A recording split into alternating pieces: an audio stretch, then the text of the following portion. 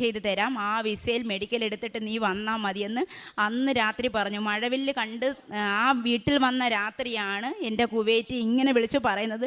എനിക്കത് ഭയങ്കര അത്ഭുതമായിട്ടാണ് തോന്നിയത്. കാര്യം 22 ദിവസം കൊണ്ട് ഒരു അത്ഭുതം സംഭവിക്കാൻ പറ്റുമെന്ന് എനിക്ക് ഞാൻ കരുതുന്നു. ഞാനൊരു 4 പ്രാവശ്യമായിട്ട് സെപ്റ്റംബർ 22 ഞാൻ ഇവിടെ വന്ന് ഉടമ്പടി എടുത്തത്. ഉടമ്പടി എടുക്കുന്നതിന് മുൻപ് ഒരു 4 പ്രാവശ്യം ഞാൻ പുറത്തേക്ക് പോകുവാനായിട്ട് മെഡിക്കൽ എടുത്തിട്ട് എനിക്ക് മെഡിക്കൽ അൺഫിറ്റായി. കാര്യം എക്സ്റേയിൽ ഒരു ഡോട്ട് കാണിക്കുന്നുണ്ടെന്നാണ് പറഞ്ഞ അവർ അൺഫിറ്റാക്കി വിട്ടിരുന്നത്. ഒരു കാരണവശാലും എനിക്കത് ശരിയായി കിട്ടുമെന്ന് ഒരു പ്രതീക്ഷയില്ലായിരുന്നു. അപ്പോൾ എൻ്റെ ഒരു കൂട്ടുകാരിയാണ് പറഞ്ഞത്, നീ കൃപാസനത്തിൽ ഉടമ്പടി എടുക്ക്, നിനക്കെല്ലാം ശരിയാകുമെന്ന് പറഞ്ഞു. അപ്പോൾ ഞാൻ കൃപാസനത്തിൽ വന്ന് സെപ്റ്റംബർ 22 ഇവിടെ വന്ന് ഉടമ്പടി എടുത്തു. ഈ ഉടമ്പടി എടുത്ത് കഴിഞ്ഞതിന് ശേഷം എല്ലാ ദിവസവും ഞാൻ കൃത്യമായ 5:30 മണിക്ക് തന്നെ വെളുപ്പിനെ എഴുന്നേറ്റ് പ്രാർത്ഥിക്കുകയും സന്ധ്യാപ്രാർത്ഥനയിലും എല്ലാം പങ്കെടുക്കും. യൂട്യൂബിൽ അച്ഛൻ്റെ ദാനം കൂടും. ഞാൻ ആ പൊതിച്ചോറ് കൊണ്ട് കൊടുക്കുകയും എല്ലാം ചെയ്യുമായിരുന്നു. കൃത്യമായി തന്നെ പത്രം വിതരണം ചെയ്യും. എല്ലാം ചിട്ടയോടുകൂടി തന്നെ നടത്തി. എൻ്റെ വീട്ടിലെ അമ്മയും മോളും എല്ലാവരും സന്ധ്യാപ്രാർത്ഥനയ്ക്ക് കൂടി എല്ലാം ചെയ്യും.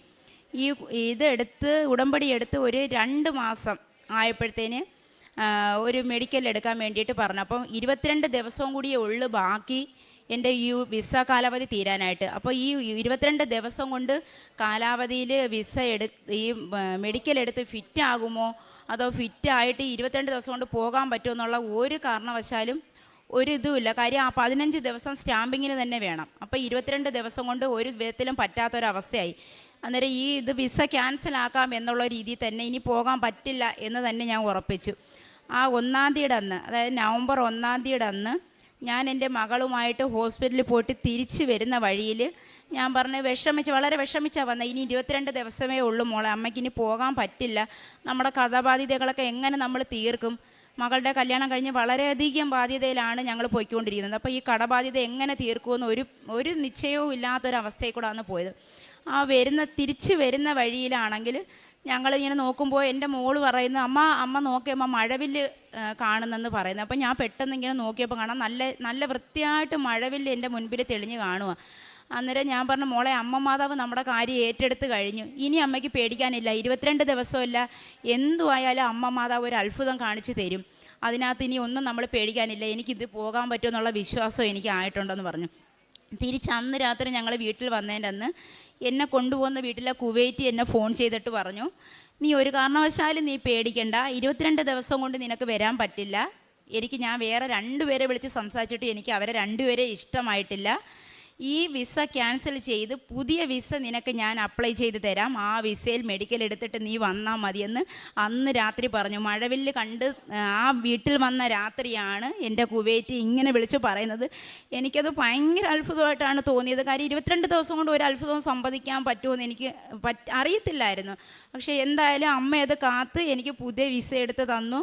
ആ പുതിയ വിസയിൽ ഞാൻ പോയി മെഡിക്കൽ എടുത്ത് 1-ാമത്തെ പ്രാവശ്യം തന്നെ എനിക്ക് ഫിറ്റായി കിട്ടി. എനിക്ക് 27-ാം തീയതി കുവൈറ്റിലേക്ക് ജോലിക്ക് പോകാനായിട്ടുള്ള എല്ലാ ടിക്കറ്റും വന്നു കഴിഞ്ഞു. എല്ലാം അമ്മ മാതാവ് ശരിയാക്കി തന്നു. ഇത് എൻ്റെ 1-ാമത്തെ സാക്ഷ്യമാണ്. 2-ാമത്തെ ഒരു 5 വർഷമായിട്ട് ഞാനൊരു വസ്തു വിൽക്കാതെ ഇങ്ങനെ കിടന്നിട്ട് എന്തോ ചെയ്യും, വരുന്നവരെല്ലാം കണ്ടിട്ട് പോവുകയാണ്, വസ്തു ഇഷ്ടപ്പെടുന്നില്ല, വിൽക്കാൻ പറ്റുന്നില്ല. അങ്ങനെയുള്ളൊരവസ്ഥ വന്ന് നിന്നപ്പോൾ തന്നെ ഞാനിവിടുത്തെ ഉപ്പിട്ട് വിശ്വാസ പ്രമാണം ചൊല്ലി പ്രാർത്ഥിച്ചു. ഒരാഴ്ചയ്ക്കൊക്കെ എൻ്റെ വസ്തു വിൽപ്പനയായെന്നുള്ളതാണ് അതിൻ്റെ സത്യം. എനിക്കത് വിശ്വസിക്കാൻ പറ്റാത്തൊരു കാര്യമാണ്. കാര്യം കുറേ വർഷമായിട്ട് എല്ലാവരും വന്ന് നോക്കിയിട്ട് സ്ഥലം ഇഷ്ടപ്പെടുന്നില്ല, എന്തൊക്കെ ചെയ്യാൻ പറ്റിയിട്ട് ഞങ്ങൾക്കത് വിറ്റ് പോകുന്നില്ലാത്തൊരവസ്ഥയിൽ വിശ്വാസ പ്രമാണം ചൊല്ലി നമ്മളെ ഉപ്പിട്ട് പ്രാർത്ഥിച്ചു. അതിൽ നിന്ന് എനിക്ക് ആ വസ്തു വിറ്റുപോയി. പിന്നെ 3-ാമത്തെ സാക്ഷ്യം എന്ന് പറഞ്ഞാൽ കടബാധ്യത വളരെ അധികമായിരുന്നു. മകളുടെ വിവാഹം കഴിഞ്ഞിട്ട് ഒരു 10 ലക്ഷം രൂപയോളം കടബാധ്യതയുണ്ട്. അപ്പം വീട്ടിൽ വേറെ ആരുമില്ല, കുടുംബനാഥനില്ലാത്തതുകൊണ്ട് ഞാൻ തന്നെ ഒറ്റയ്ക്ക് നിന്ന് കാര്യങ്ങൾ ചെയ്യണം. അപ്പോൾ കടബാധ്യത വീട്ടിലുള്ള ഉത്തരവാദിത്തം എൻ്റെ ചുമലിൽ തന്നെയാണ്. അപ്പം ഞാൻ ഈ വീട്ടിയെ പറ്റൂ, എന്തു ചെയ്യണം? കടക്കാരൊരു വിധത്തിൽ നമ്മുടെ ജീവിക്കാൻ അനുവദില്ല. കഥ കടച്ച് ഞങ്ങൾ പെരയ്ക്കകത്ത് വരെ ഇരിക്കേണ്ട ഒരവസ്ഥ വന്ന് കടം കൂടിയിട്ട് ഒന്നും ചെയ്യാൻ പറ്റത്തില്ല, ആരും കേൾക്കുന്നതുമില്ല. അപ്പോൾ ഞാനിങ്ങനെ എന്നും പ്രാർത്ഥിക്കാം, അമ്മ എൻ്റെ കടക്കാരൊന്നി എന്നെ ഒന്ന് കേൾക്കണം, കടബാധ്യത തീർക്കാനായിട്ട് ഒരു അവസരം എനിക്ക് സമയം തരണമെന്ന് പറഞ്ഞു. പക്ഷേ ഇപ്പോൾ ആ കടക്കാരെല്ലാം എന്നോട് പറഞ്ഞു, നീ പോയിട്ട് കുറച്ചേ പൈസ എനിക്ക് ഇട്ട് തന്നാൽ മതി, ഞങ്ങളെല്ലാം കുഴപ്പമില്ല, ഞങ്ങൾ സഹിച്ചോളാം എന്ന് പറഞ്ഞിട്ട് എല്ലാവരും എന്നോട് വന്ന് പറഞ്ഞ് കേട്ട്. അതൊരു ഭയങ്കര അത്ഭുതമായിട്ടാണ് എനിക്ക് തോന്നുന്നത്. കാര്യം ആരും കേൾക്കുന്നില്ല. പലിശക്കാരായാലും അല്ലാത്ത ചിട്ടിയിടപാടുകളെല്ലാം കടം കൊണ്ട് മൂടി നിൽക്കുന്ന ഒരു അവസ്ഥയിലായിരുന്നു. പക്ഷെ ഇതെല്ലാം അമ്മ മാതാവ് എനിക്ക് കാത്തു തന്ന്. പിന്നെ വേറൊരു വലിയൊരു എനിക്ക് സന്തോഷം എന്ന് പറഞ്ഞാൽ, ജപമാല ചൊല്ല ഇന്ന് വരെ എന്താണെന്ന് അറിയാത്ത ഞാൻ ഇന്ന് ഡെയിലി ജപമാല ചൊല്ലി പ്രാർത്ഥിക്കുന്നത് എനിക്കൊരു വലിയ സന്തോഷമാണ്. അപ്പം എന്നും അമ്മയുടെ നിത്യതയിലും ഈശോയുടെ നിത്യതയിൽ തന്നെ ജീവിക്കാൻ എനിക്ക് അനുഗ്രഹം തരണേ എന്നുള്ള ഒരു പ്രാർത്ഥന മാത്രമേ എനിക്കുള്ളൂ. ഞാൻ ദൈവശരണത്തിലും ദൈവസ്നേഹത്തിലും ദൈവവിശ്വാസത്തിലും പോകാൻ തന്നെയാണ് എനിക്ക് എന്നും ആയുസ്സും ആരോഗ്യവും അമ്മ മാതാവ് എൻ്റെ ഈശോയും തരട്ടെ എന്ന് പ്രാർത്ഥിച്ചുകൊണ്ട് ഞാൻ എൻ്റെ വാക്കുകളിൽ നിന്ന് നിർത്തുന്നു.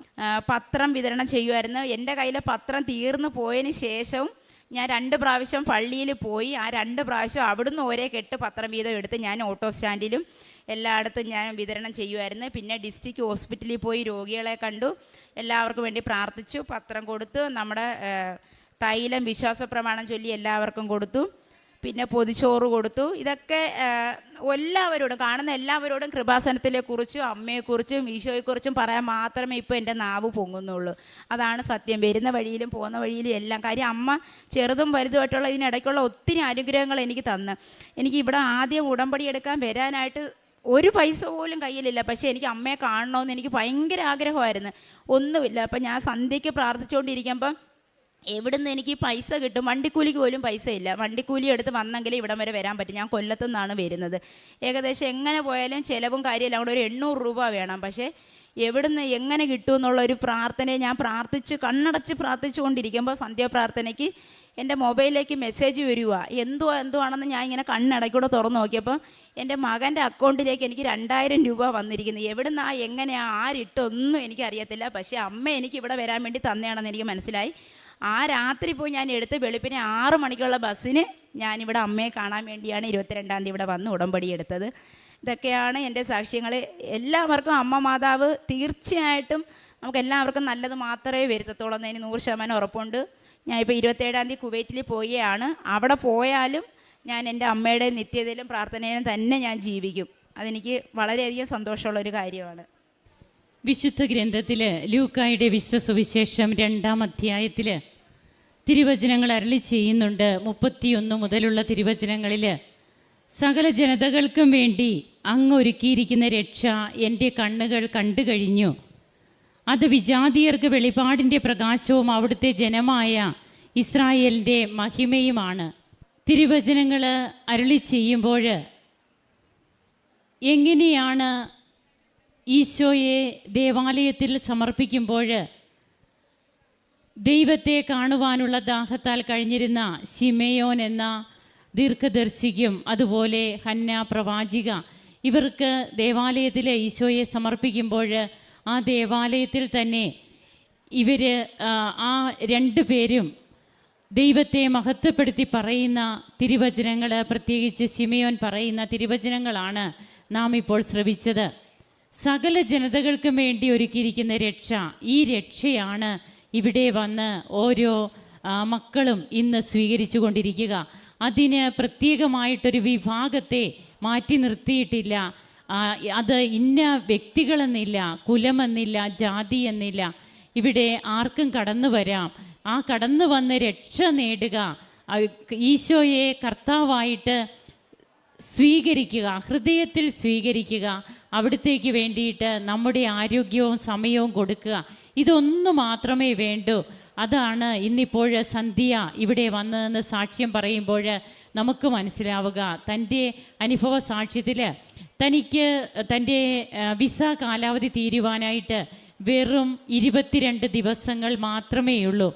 ഈ 22 ദിവസങ്ങൾ ഉള്ളപ്പോഴാണ് ഈ മകൾക്ക് ഇവിടെ വന്ന് ഉടമ്പടി എടുക്കുകയും ഉടമ്പടി എടുത്തതിന് ശേഷം തനിക്ക് 22 ദിവസമേ ഉള്ളൂ. ഇനി തൻ്റെ മെഡിക്കൽ, അതായത് 4 പ്രാവശ്യം മെഡിക്കലിന് പോയ മകളാണ്. 4 പ്രാവശ്യവും മെഡിക്കൽ അൺഫിറ്റ് ആവുകയാണ് ഉണ്ടായത്. പിന്നീട് തൻ്റെ കാലാവധി തീർന്നാൽ തനിക്ക് പോകാൻ സാധിക്കില്ല, മെഡിക്കൽ ഫിറ്റ് ആയിട്ടുമില്ല. ഈ തനിക്ക് എന്തെല്ലാമാണ് ബാധ്യതകൾ, 10 ലക്ഷത്തിലധികം കടബാധ്യതകൾ തന്നെയുണ്ട്. താൻ തന്നെയാണ് വീടിൻ്റെ എല്ലാം നോക്കേണ്ടത്. അപ്പോൾ ഈ ഒരവസ്ഥയിൽ ഈ മകളുടെ ഹൃദയമാണ് അവിടെ ഈശോയുടെ മുൻപിൽ തൻ്റെ ഉടമ്പടിയിലൂടെ ഈ മകൾ കൊടുത്ത് ഈശോയോട് സംസാരിക്കുക. പിന്നീട് കാണുന്നത് തങ്ങൾ നടന്നു വരുമ്പോൾ കാണുന്ന മഴവില്ല്. ഈ മഴവില്ല് നോഹയുമായിട്ടുള്ള ഉടമ്പടിയെ സൂചിപ്പിക്കുന്നതാണ്. ഉൽപ്പത്തിയുടെ പുസ്തകത്തിൽ 9-ാം അധ്യായത്തിൽ ഭൂമിയുമായുള്ള ഉടമ്പടിയുടെ അടയാളമായി മേഘങ്ങളിൽ ഞാൻ എൻ്റെ വില്ല് സ്ഥാപിക്കുന്നു. ഈ അടയാളം കാണുമ്പോൾ നീയുമായി ചെയ്ത ഉടമ്പടിയാണ് ഞാൻ ഓർക്കുക എന്ന് ദൈവം മോശയോട് പറഞ്ഞ വാക്കുകളാണ്.